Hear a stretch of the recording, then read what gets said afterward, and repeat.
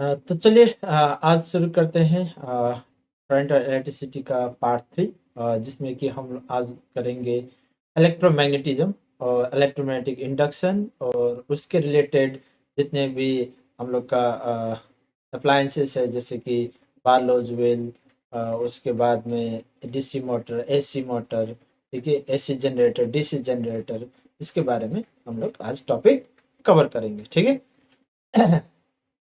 तो उससे पहले हम लोग चलते हैं एम्पियर स्विमिंग रूल की तरफ। अब ये एम्पियर स्विमिंग रूल क्या है, ठीक है। ये एम्पियर स्विमिंग रूल जैसे कि ये बताया जाता है कि अगर ये एक वायर है और इसमें अगर करंट फ्लो कर रहा हो और इसके नीचे या फिर ऊपर, जिस जिस भी तरफ ले सकते हैं आप लोग, अगर ये आदमी करंट के तरफ ही स्विम करे तो इसका जो लेफ्ट वाला हैंड होगा उसी तरफ ये कंपास का भी डिफ्लेक्शन रहेगा। जैसे कि ये अगर नॉर्थ पोल, ये अगर जैसे कि यहाँ पे ये नॉर्थ और ये साउथ रहेगा, तो ये नॉर्थ वाला भी उसी लेफ्ट तरफ ही डिफ्लेक्ट करेगा, ठीक है। ये वाला था एम्पियर स्विमिंग रूल। अब ये क्यों होता है? क्योंकि अगर कोई भी वायर इलेक्ट्रिसिटी कंडक्ट करे तो उसमें मैग्नेटिक फील्ड भी रहता है, और इसी मैग्नेटिक फील्ड की वजह से ये नॉर्थ वाला मैग्नेटिक पोल था जो कि कंपास का, वो डिफ्लेक्ट कर रहा है। क्योंकि आप लोग को पता होगा कि north pole repel each other and north and south attract each other बोल के ये मैग्नेट का प्रॉपर्टी होता है, ठीक है। और ये बोलता है कि ampere swimming rule is if a man is imagined to be swimming along a current carrying wire in the directions of the current electric current with his face kept towards the magnetic needle, that means इसका जो face है अगर magnetic needle की तरफ हो तो north pole of the needle will be deflected towards his left hand. इसका मतलब जो कि ये मैग्नेट का नॉर्थ पोल है वो आदमी का नॉर्थ की तरफ ही डिफ्लेक्ट करेगा। ये जस्ट एज एन इमेजिनेशन है। ये आदमी जब स्विमिंग कर रहा है ये वाला जस्ट इमेजिनेशन के लिए ले रहा है, ठीक है। उसके बाद पढ़ेंगे ये नॉर्थ एम्पियर स्विमिंग रूल का ही एक तो पिक्चर रिप्रेजेंटेशन है, जो कि ये करंट है और ये करंट इस तरफ फ्लो कर रहा है। करंट का भी एक तो डायरेक्शन होता है, इस डायरेक्शन पे फ्लो कर रहा हो तो ये मैग्नेटिक नीडल जो इसके नीचे रखा हो तो ये क्या होगा, लेफ्ट के तरफ, अपना लेफ्ट के तरफ डिफ्लेक्ट करेगा, ठीक है। तो अब हम लोग चलेंगे हम लोग का राइट हैंड ग्रैप्स रूल। जैसे कि राइट हैंड ग्रैप्स रूल मतलब राइट हैंड से जो ऐसा करके पकड़ने वाला रूल होता है उसी को ही राइट हैंड ग्रैप्स रूल बोलते हैं, ठीक है। अब ये राइट हैंड ग्रैप्स रूल क्या होता है और ये किस तरह एक्सप्लेन किया जाता है आप लोग देख सकते हैं यहाँ पे। If a current carrying conductor will be held in a right hand, जैसे कि ये राइट हैंड है और ये राइट हैंड में अगर इस तरह से हम लोग अगर करंट कैरिंग कंडक्टर को पकड़ ले तो क्या होगा, अगर ये थंब करंट के डायरेक्शन को इंडिकेट करे, जैसे कि ये अगर कंडक्टर हो और इसके डायरेक्शन में, इस ऊपर के डायरेक्शन में अगर वो करंट बहे तो क्या होगा, ये जो फिंगर, जो कर्ल्ड फिंगर है, फिंगर है, ये मैग्नेटिक फील्ड को दर्शाता है। इसको दर्शाता है, मैग्नेटिक फील्ड को दर्शाता है। जैसे कि आप लोग यहाँ पे स्टेटमेंट देख सकते हैं, if a current carrying conductor be held in a right hand such that the thumb points in the direction the flow of current, जो ये थंब है ये करंट के डायरेक्शन को दिखा रहा है, ठीक है। Then the fingers encircling the conductor gives the direction of magnetic field. जो फिंगर ये एनसर्कल कर रहा है ये किसको इंडिकेट करेगा, ये इंडिकेट करेगा आपका मैग्नेटिक फील्ड को। दैट मीन्स अगर ये करंट कैरिंग कंडक्टर हो और तो फिर इस तरफ से, इस डायरेक्शन से मैग्नेटिक फील्ड बनेगा। इस डायरेक्शन में एक मैग्नेटिक फील्ड बनता है। अगर इस डायरेक्शन में हो तो ये किस डायरेक्शन में बनेगा, ऐसा करके, ऐसा करके बनने से मतलब इस डायरेक्शन में, दैट मीन्स क्लॉकवाइज डायरेक्शन में मैग्नेटिक फील्ड बनेगा, ठीक है। इसी को राइट हैंड ग्रैप्स रूल बोला जाता है, ठीक है। अब चलते हैं left, Fleming's left hand rule, that means Fleming's का लेफ्ट हैंड रूल। हम लोग ने अभी तक कितना नियम पढ़े, एम्पियर स्विमिंग रूल जो कि मैग्नेटिक नीडल का डिफ्लेक्शन को रिफ्लेक्शन वाला लॉ था, उसके बाद में राइट हैंड ग्रैब्स रूल, उसके बाद अब हम लोग पढ़ेंगे फ्लेमिंग्स लेफ्ट हैंड रूल। अब ये फ्लेमिंग्स लेफ्ट हैंड रूल क्या बोलता है, ठीक है, आप लोग यहाँ पे देख सकते हैं, ये फ्लेमिंग्स लेफ्ट हैंड रूल का ही एक तो रिप्रेजेंटेशन है, ठीक है। अगर ऐसा करके 3 फिंगर को ऐसा करके हम लोग एक राइट एंगल पे अगर स्ट्रेच करें 4 फिंगर, मिडल फिंगर और थंब को, तो अगर ये मिडल फिंगर करंट को इंडिकेट करे और 4 फिंगर मैग्नेटिक फील्ड को इंडिकेट करे, तो वो कंडक्टर का मोशन किस तरफ होगा, ये थंब के तरफ होगा। इसी को फ्लेमिंग्स लेफ्ट हैंड रूल भी बोला जाता है, ठीक है। अब चलते हैं, इसका थोड़ा सा स्टेटमेंट पढ़ते हैं, ठीक है। Fleming's left hand rule, if the first, इसमें क्या बोला गया है, if the first 3 fingers of the left hand of a person be stretched mutually perpendicular to each other, and if the forefinger is directed along the magnetic field, then the stretched thumb will indicate the direction of the motion of the conductor, ठीक है। इसमें एक तो line ने लिखा गया है जो कि है, if the first 3 fingers of the left hand of a person be stretched mutually perpendicular to each other, and if the forefinger is directed along the magnetic field, and इसका कलर में थोड़ा सा, and middle finger indicates, okay, indicates is directed along the magnetic field, and middle finger along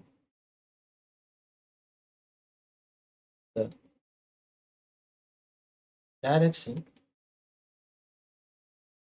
of current, ये इसके यहाँ पे, ठीक है, along the magnetic okay, यहाँ पे नहीं, यहाँ पे, ठीक है, magnetic field and middle finger along the direction of the current, then the stretched thumb will indicate the direction of the motion of the conductor। ये नोट्स पे यहाँ पे थोड़ा सा गड़बड़ है, ठीक है। तो फिर यहाँ पे मैंने जो बताया वही होगा कि अगर 4 फिंगर, मिडल फिंगर और थंब को ऐसा करके स्ट्रेच किया जाए mutually perpendicular to each other, तो क्या होगा, 4 फिंगर अगर मैग्नेटिक फील्ड को दर्शा रहा हो और मिडल फिंगर करंट को, तो फिर वो उसका मोशन ऑफ द कंडक्टर किसके डायरेक्शन पे होगा, थंब के डायरेक्शन पे होगा, ठीक है। यहाँ पे आप लोग पिक्चर पे देख सकते हैं, ठीक है। उसके बाद हम लोग चलेंगे बार्लोज व्हील, ठीक है। अब ये बार्लोज व्हील क्या होता है, बार्लोज व्हील का एक तो डेमोन्स्ट्रेशन वीडियो भी दिखा दूंगा यहाँ पे, ठीक है। अब ये बार्लोज व्हील जो होता है, यहाँ पे एक तो बार मैग्नेट होता है, ठीक है। बार्लोज व्हील में एक तो हॉर्सशू मैग्नेट भी बोला जाता है, बार मैग्नेट नहीं, एक तो हॉर्सशू मैग्नेट होता है। ये नॉर्थ पोल और साउथ पोल, जैसे कि आप लोग यहाँ पे देख सकते हैं, यहाँ पे एक तो नॉर्थ है और यहाँ पे एक तो साउथ है, और यहाँ पे S1 S2 बोल के लिखा गया है। यहाँ पे आप लोग कोई भी एक तो बैटरी जोड़ सकते हैं, ठीक है। यहाँ पे पॉजिटिव है बैटरी, या फिर कोई भी इलेक्ट्रिकल जैसे कि रिप्रेजेंटेशन तो ऐसा करके भी होता है, ऐसा वाला भी कनेक्शन कर सकते हैं, ठीक है। यहाँ पे क्या हो रहा है, इसका प्रिंसिपल जो बार्लोज व्हील का प्रिंसिपल बहुत बार पूछा गया है। A current carrying conductor placed in a magnetic field experience mechanical force, ठीक है। जैसे कि आप कैरिंग कंडक्टर अगर मैग्नेटिक फील्ड में रख दिया जाए तो वो क्या होगा, एक तो मैकेनिकल फोर्स एक्सपीरियंस करेगा। क्यों, क्योंकि मैंने पहले बता दिया था कि लेफ्ट हैंड रूल, जो कि अगर मैग्नेटिक फील्ड, ये मैग्नेटिक फील्ड और ये करंट को इंडिकेट करे और इस चीज़ ये दोनों डायरेक्शन में हो, तो ये डायरेक्शन में मोशन ऑफ द कंडक्टर रहेगी, ठीक है। इसी प्रिंसिपल पे बार्लोज व्हील काम करता है। तो direction of this force is given by the Fleming's left hand rule, और ये किस डायरेक्शन पे होगा, ये फ्लेमिंग्स लेफ्ट हैंड रूल से पता कर सकते हैं, ठीक है। This principal shows the motor effect, ये प्रिंसिपल से हम लोग मोटर इफेक्ट भी समझ सकते हैं, क्योंकि ये प्रिंसिपल से ही जब यहाँ से करंट पास कर दिया जाए और यहाँ से पे आएगा, और ये क्या होगा, ये विल रोटेट करने लगेगा। यहाँ पे मर्क्यूरी रहेगा, ठीक है। ये एक बार यहाँ पे टच करेगा, पूरा कंप्लीट सर्किट रहेगा, कंप्लीट हो जाएगा, उसके बाद में ये फ्लेमिंग्स लेफ्ट हैंड रूल से के तहत ये मूव करेगा इस तरफ से डायरेक्शन ऑफ द रोटेशन, ठीक है। उसके बाद में ये फिर से डिस्कनेक्ट रहेगा, फिर से ये मोमेंटम की वजह से फिर से आके मरकरी में डिप करेगा ये स्टार जैसे पॉइंटेड थिंग्स, ठीक है। उसके बाद से ये सब बार बार ऐसे होते रहेगा, ठीक है। अब इसका डिस्क्रिप्शन, ठीक है। अब Barlow's wheel consist of a conducting wheel suspended between the poles of the horse magnet. जैसे कि ये हॉर्स मैग्नेट है, ठीक है। ये हॉर्स मैग्नेट के पास में एक तो कंडक्टिंग या फिर सस्पेंडेड व्हील है, ठीक है। ये एक तो व्हील है। The wheel is conducted connected to a battery through a sliding contact. ये व्हील है ये मर्क्यूरी के साथ में एक तो सोर्स से कनेक्टेड है, ठीक है। The lower part of the wheel dips into the mercury, ये मर्क्यूरी है। It is used to demonstrate conversion of electrical energy into mechanical energy. ये इलेक्ट्रिकल एनर्जी से मैकेनिकल एनर्जी में कन्वर्ट हो रहा है, क्योंकि ये व्हील घूम रहा है और यहाँ से हम लोग इलेक्ट्रिकल एनर्जी सप्लाई कर रहे हैं, ठीक है। उसके बाद आता है ये बार्लोस व्हील का वर्किंग, ये कैसे काम करते हैं। When the electric current passes through the wheel, it इंटर्स the magnetic field. The force act on the current carrying part of the wheel. Due to this force, the wheel starts rotating. Continuous current causes continuous rotating of the wheel. जो कि यहाँ पे current था,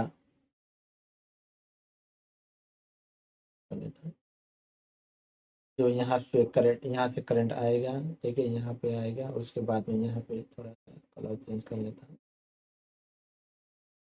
यहाँ से आएगा। उसके बाद में ये व्हील में कंडक्ट करेगा, ठीक है। और ये व्हील यहाँ पे मर्क्यूरी है, ये मर्क्यूरी से यहाँ पे पूरा सर्किट कंप्लीट, और ये करंट तो कंप्लीट हो गया।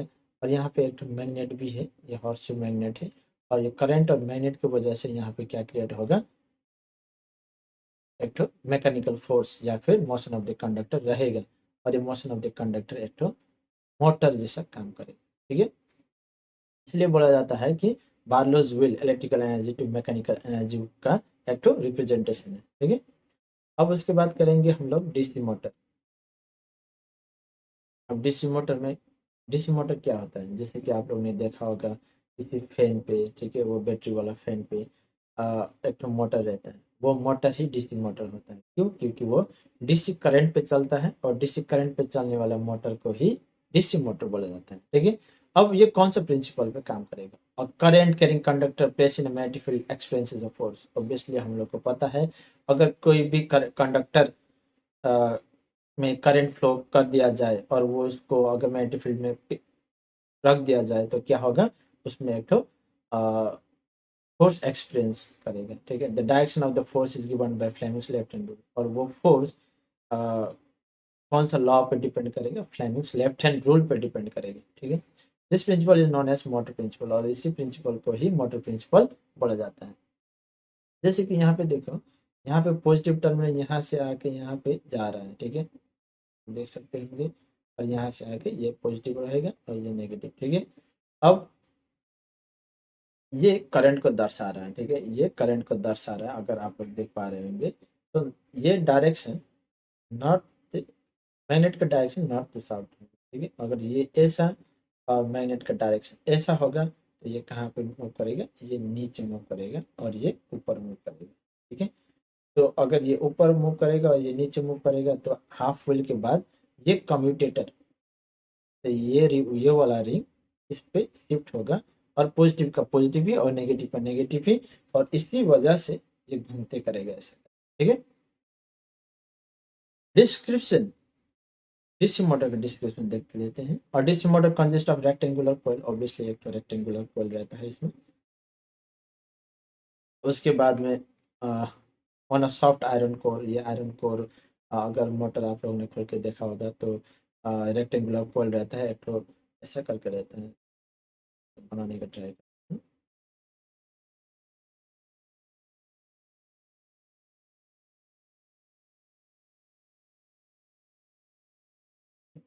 रहेगा। तो इसमें थोड़ा सा कॉइल को वाइंड अप किया रहेगा, ठीक है। और इसी को ही सॉफ्ट आयरन बोला जाता है, ठीक है। Carbon process supply current from the DC source to the coil. ये कार्बन प्रोसेस क्या होता है, ये जैसे कि ये वाला कार्बन प्रोसेस होता है, ये वाला पार्ट कार्बन प्रोसेस बोला जाता है। यहीं से ही कम्यूटेटर पे करंट पास होता है, ठीक है। Carbon process it converts electrical energy to mechanical. Obviously हम लोग को पता है कि इलेक्ट्रिकल एनर्जी से मैकेनिकल एनर्जी में कन्वर्ट करता है डीसी मोटर। उसके बाद चलते हैं working. When current flows through the coil, its slides experience force in opposite direction. Thus, this force produces a turning effect, torque on the coil, जो कि एक ऊपर और एक नीचे तरफ फोर्स लग रहा था, उसी को ही क्या बोला जाता है, टॉर्क बोला जाता है। और टॉर्क अगर आप लोगों को थोड़ा सा एक्सप्लेन कर दूं, तो वो फोर्स फोर्स जो रोटेटिंग हो, ठीक है, जिसकी वजह से रोटेट करे, उसी को ही टॉर्क बोला जाता है। जैसे कि ये अगर कोई भी सर्कुलर चीज हो, तो अगर इस तरफ से पुश करे तो इसका ऑपोजिट डायरेक्शन में एक फोर्स लगेगा और इसकी वजह से ये क्या करेगा, रोटेट करने लगेगा, इसी को ही टॉर्क बोला जाता है। और टॉर्क और फोर्स थोड़ा सा अलग होता है। इसमें अगर इस तरफ से फोर्स लगा दिया जाए तो ये क्या होगा, ये यहाँ से इधर इस तरफ मूव करेगा। लेकिन अगर इसमें टॉर्क लगा दिया जाए, वो क्या होगा, वो इसी जगह पे ही रोटेट करेगा, ठीक है। ये होता है टॉर्क और फोर्स में थोड़ा सा डिफरेंस। दैट मीन्स अगर ये रेक्टेंगुलर कॉइल पे करंट पास कर दिया जाए तो क्या होगा, इसमें टॉर्क क्रिएट होगा और इसकी वजह से ये रोटेट करने लगेगा। और ये रोटेट करने लगेगा तो हम लोग का अगर इस तरफ पंखा हो, यहाँ पे हम लोग का पंखा घूमने लगेगा, ठीक है।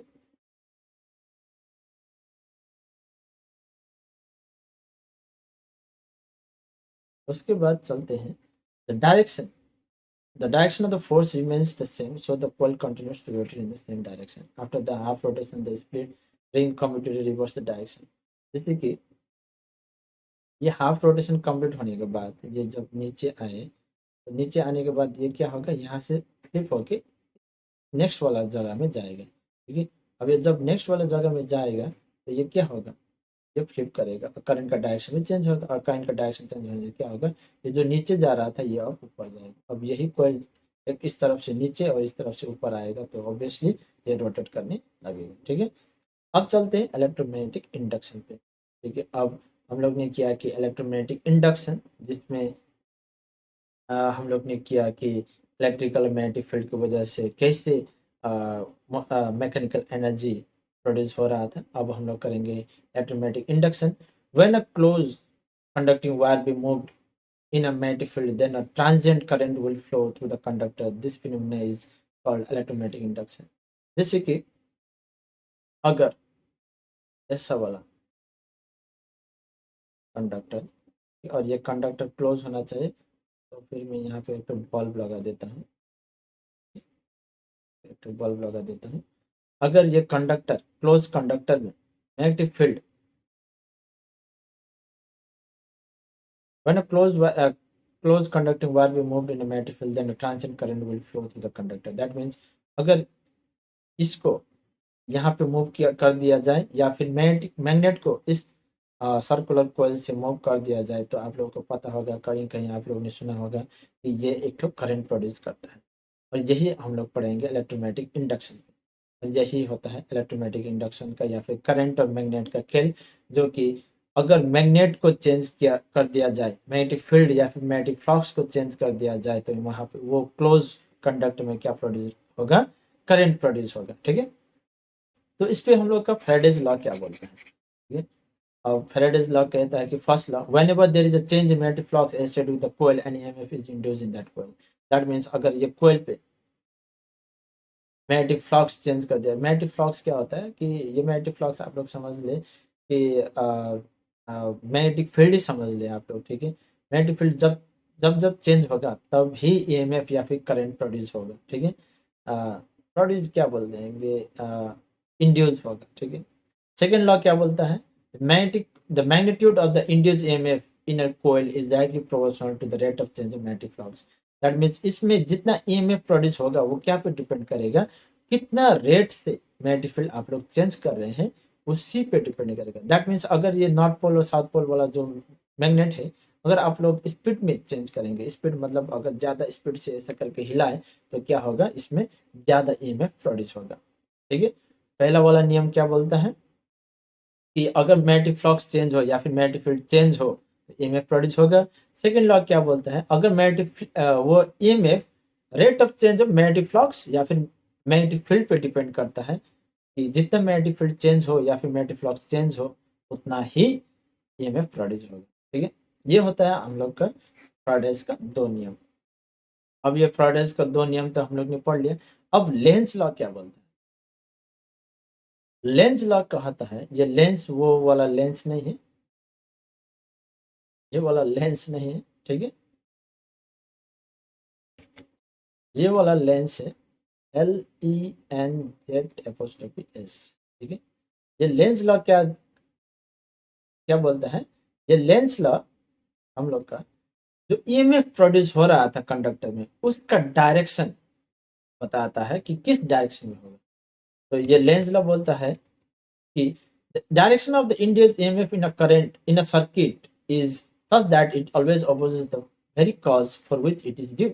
That means ये क्या कहलाता है कि अगर वो करंट उसी दिशा में प्रोड्यूस उस दिशा में प्रोड्यूस होगा जिस दिशा में बहने से उसका जिस वजह से वो क्रिएट हुआ उसको अपोज कर पाए। ठीक है, जैसे कि एक तो डेमोन्स्ट्रेशन यहाँ पे दिखा देता हूँ।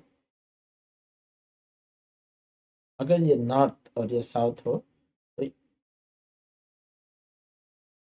ठीक है, ये क्लोज ही रहने दे, थोड़ा सा रेजिस्टेंस लगा देता हूँ।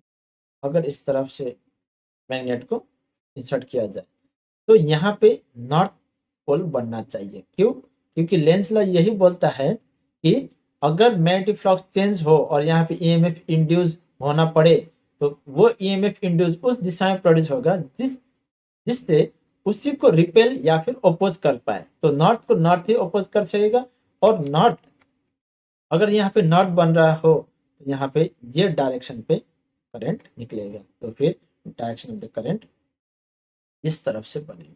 दैट मीन्स अगर मैग्नेट इधर से इधर आए तो करंट इस तरफ से बनेगा, इस डायरेक्शन पे जाए। ठीक है, अगर साउथ पोल इस तरफ से आए तो फिर ऑपोजिट यहाँ पे साउथ बनेगा और यही डायरेक्शन पे। ठीक है, ऐसा करके होता है आप लोग का लेंस लॉ का एक्सप्लेनेशन। तो फ्राइडेज का दो नियम और लेंस लॉ पढ़ा हम लोग ने, जिसमें फ्राइडेज का पहला नियम बोलता है कि मैग्नेटिक फ्लक्स से ही मैग्नेटिक फील्ड से ही ईएमएफ इंड्यूस होता है, और सेकेंड लॉ बोलता है जितना मैग्नेटिक फ्लक्स या फिर मैग्नेटिक फील्ड चेंज हो उतना ही ज़्यादा ईएमएफ या फिर उतना ही कम ईएमएफ प्रोड्यूस होगा।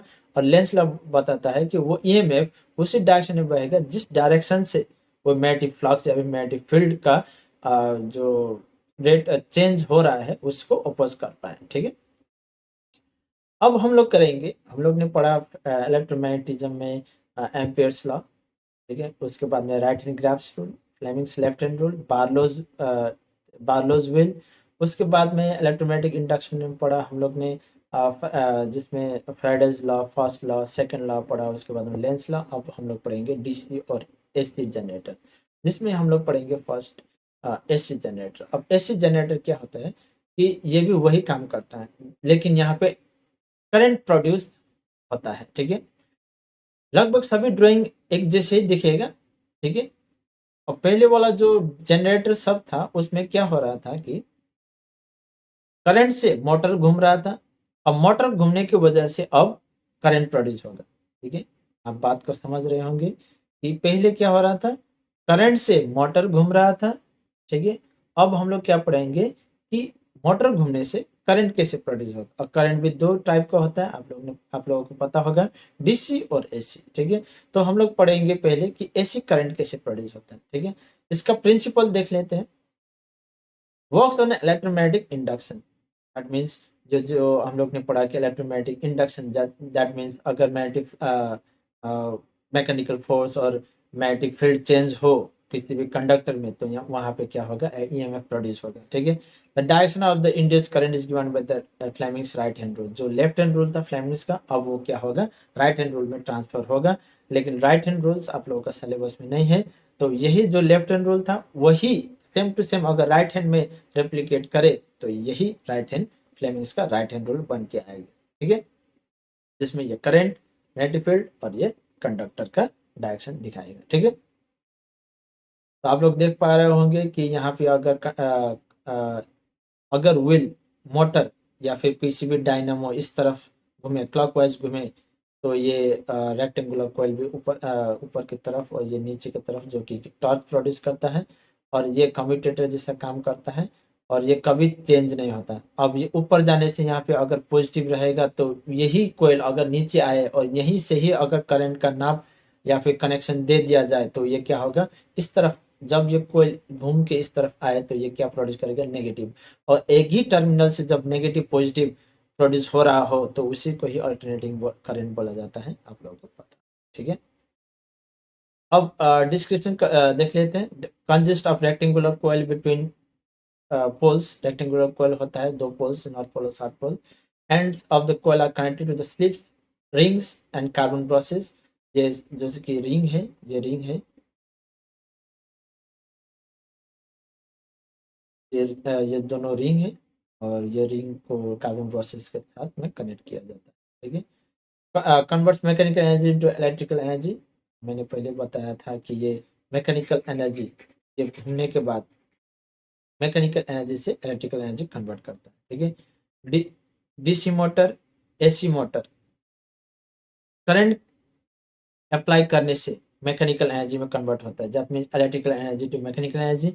और जनरेटर या फिर एसी जनरेटर हो या फिर DC generator, mechanical energy to electrical energy होता है। ठीक है, working the rotation of the coil induces current, that means आप लोगों को पता होगा कि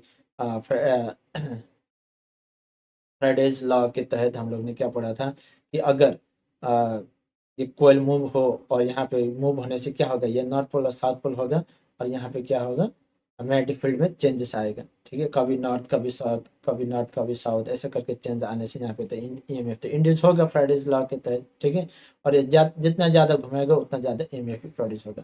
current reverse direction after every half rotation, ये यहाँ से ऊपर तक जाने से नॉर्थ का इन्फ्लुएंस रहेगा और यही कोयल अगर इस तरफ से साउथ की तरफ आई तो यहाँ पे साउथ का इन्फ्लुएंस रहेगा।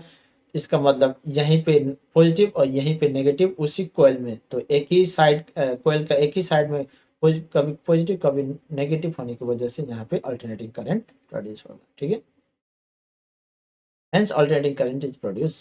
ठीक है, लिख दिया गया है कि अल्टरनेटिंग करंट प्रोड्यूस। अब आप लोगों को एग्जामिनेशन पॉइंट ऑफ व्यू से क्या क्या करना चाहिए। ठीक है, फ्राइडेज लॉ करना चाहिए, लेंस लॉ करना चाहिए। ठीक है, डीसी मोटर को थोड़ा सा वर्किंग, ठीक है, डिस्क्रिप्शन प्रिंसिपल थोड़ा थोड़ा देख के जाइएगा, इतना डिटेल्स में नहीं पूछा जाता है। ठीक है, अब हम लोग करेंगे डीसी जनरेटर। डीसी जनरेटर भी वैसे ही काम करता है लेकिन इसमें टर्मिनल्स फिक्स रहता है। ठीक है, इसमें टर्मिनल्स क्या रहता है, फिक्स रहता है। ठीक है, अगर इसमें पंखा हो और ये जैसे कि विंड मिल जैसा, ठीक है, अब यहाँ पे विंड आने के बाद क्या हो, अगर ये विंड का जो फेंस है, जो ये अगर मूव करने लगे तो क्या होगा, ये पूरा का पूरा कोयल मूव करने लगेगा। ये पूरा का पूरा अगर कोयल मूव करने लगेगा तो यहाँ पे क्या होगा, नॉर्थ और साउथ अलग अलग चेंज होते करेगा और चेंज होने से यहाँ पे क्या होगा, ईएमएफ प्रोड्यूस होगा। ठीक है, और अगर ईएमएफ प्रोड्यूस होगा तो वो ईएमएफ को ही एसी या फिर डीसी में कन्वर्ट किया जा सकता है। अब कैसे, अगर कोई ऐसा हो जो कि ये एक तो रिंग, एक तो साइड ऑफ रेक्टेंगुलर कोयल एक तो रिंग में फंस जाए और ये रिंग कभी भी चेंज ना हो। ठीक है, जैसे कि ये अगर इस तरफ से इस तरफ आए तो भी ये यही रिंग में ही घूमेगा, तो यही रिंग में ही पॉजिटिव और नेगेटिव होने की वजह से इसमें एसी करंट प्रोड्यूस होगा। और यहाँ पे देखो कि अगर ये रिंग इस तरफ से साउथ तरफ जाए तो ये रिंग क्या होगा, ये हाफ रिंग से होकर दूसरा हाफ रिंग में चला जाएगा और ये दूसरा अगर हाफ रिंग में चला जाए तो क्या होगा, इसमें पॉजिटिव और इसमें नेगेटिव ये एक ही कांस्टेंट रहेगा और ये ब्रशेस से एक ही टाइप का करंट निकल के आएगा, एक तरफ से पॉजिटिव एक तरफ से नेगेटिव। ठीक है, अब देखते हैं थोड़ा सा इसका principle based on electromagnetic induction. हम लोग को पता है कि हम लोग इलेक्ट्रोमैग्नेटिक इंडक्शन कर रहे हैं और ये राइट हैंड रूल पे डिपेंड करेगा, जैसे कि मैंने पहले भी बताया था कि लेफ्ट हैंड रूल में क्या होता है, इलेक्ट्रोमैग्नेटिज्म में पढ़ा था हम लोग ने फ्लेमिंग्स लेफ्ट हैंड रूल, जिसमें ये मैग्नेटिक फील्ड, करंट और मोशन ऑफ द कंडक्टर। अब यही राइट हैंड रूल में होता है और इसमें क्या होता है, मोशन ऑफ द कंडक्टर पहले होता है, मैग्नेटिक फील्ड भी चेंज होता है और ईएमएफ प्रोड्यूस होता है। ठीक है, A coil rotates between the poles, ठीक है, ऑब्वियसली coil रोटेट होता है, प्रोड्यूसेस डायरेक्ट करंट, मैंने पहले बताया था ये डायरेक्ट करंट ही प्रोड्यूस करेगा। Working, rotation induces current in the coil, अब ये रोटेशन की वजह से ही करंट प्रोड्यूस होगा ये कोयल पे। Commutator makes current flow in one direction, अब कम्यूटेटर ऐसा होता है कि ये हाफ सर्कल वाला होता है, और हाफ सर्कल होने की वजह से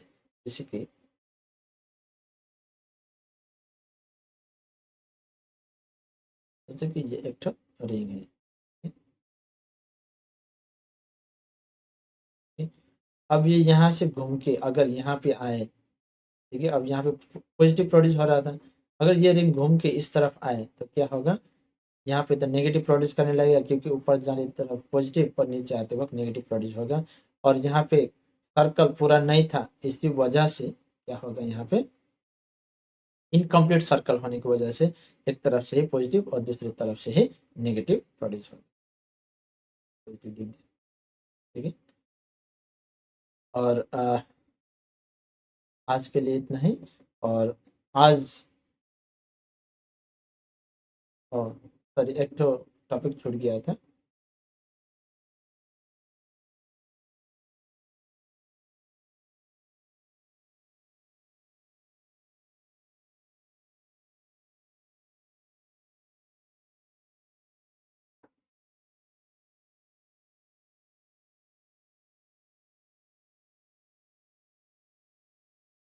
तो चलिए आज अब ये लास्ट टॉपिक रहेगा, जो कि डोमेस्टिक इलेक्ट्रिक सर्किट होगा, ठीक है। और डोमेस्टिक इलेक्ट्रिक सर्किट में हम लोग क्या पढ़ेंगे, जैसे कि आप लोग का हाउस होल्ड में इलेक्ट्रिकल सर्किट कैसा रहता है, ठीक है, उसके बारे में थोड़ा सा जानकारी लेंगे, ठीक है।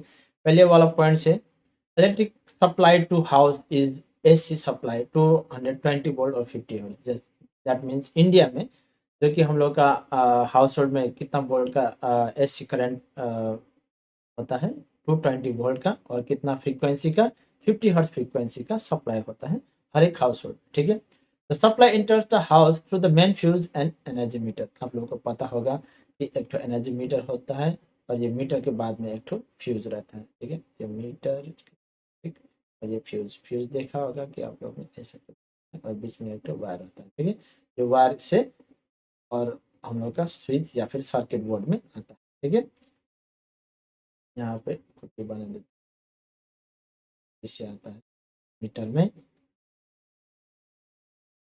मीटर से फ्यूज, फ्यूज से स्विच बोर्ड,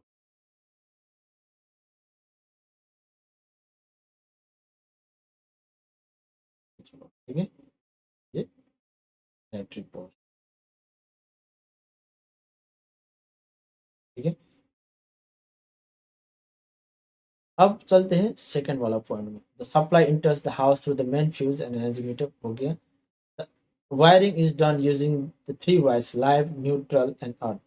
अब इसमें क्या होता है, थ्री वाला, तीन ठो वाला सिस्टम रहता है, कितना, क्या क्या, लाइव होता है एक ठो जिसमें से करंट फेंकता है, ठीक है, न्यूट्रल होता है इसमें करंट नहीं मिलता है, ठीक है, करेक्ट होता है अर्थ या फिर अर्थिंग बोला जाता है, जो कि आप लोग का मीटर में जुड़ा रहता है, ठीक है, मीटर से एक ठो पृथ्वी में गड़ा हुआ रहता है, ऐसा वाला सिंबल रहता है, सिंबल होने से अर्थिंग का सिंबल ऐसा कुछ रहता है, ठीक है। थोड़ा सा एक तो क्लिप बना देता हूँ, तो कुछ बड़ा छोटा छोटा, ठीक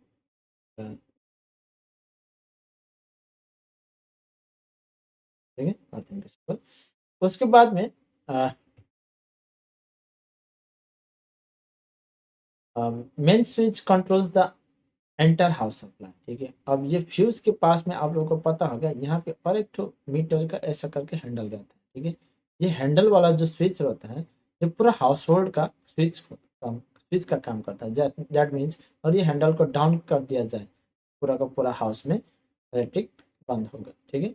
लाइव वायर कैरीज करेंट, जैसे कि मैंने पहले बताया कि अगर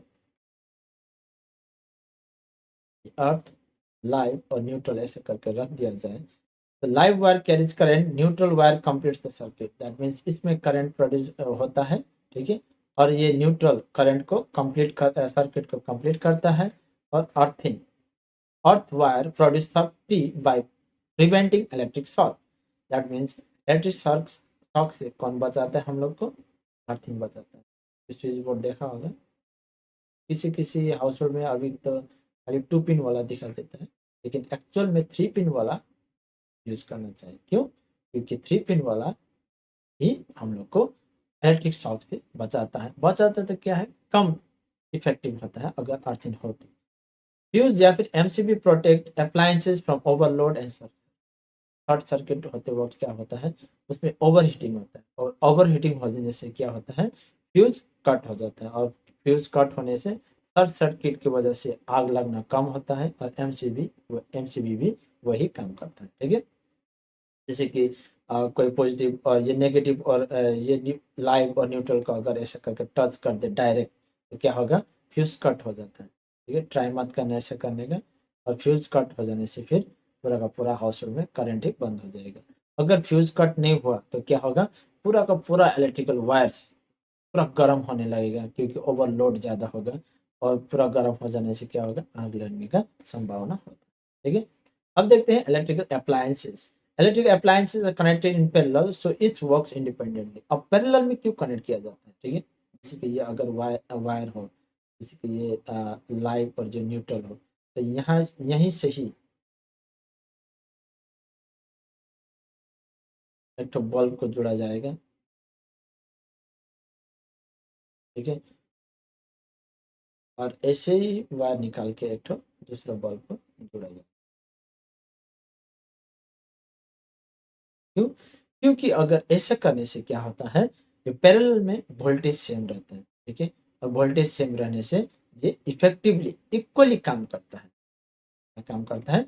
इक्वली काम करता है। इसलिए डोमेस्टिक हाउस होल्ड में पैरेलल कनेक्शन में ही हाउस होल्ड का अप्लायंसेस को कनेक्ट कर लिया जाता है।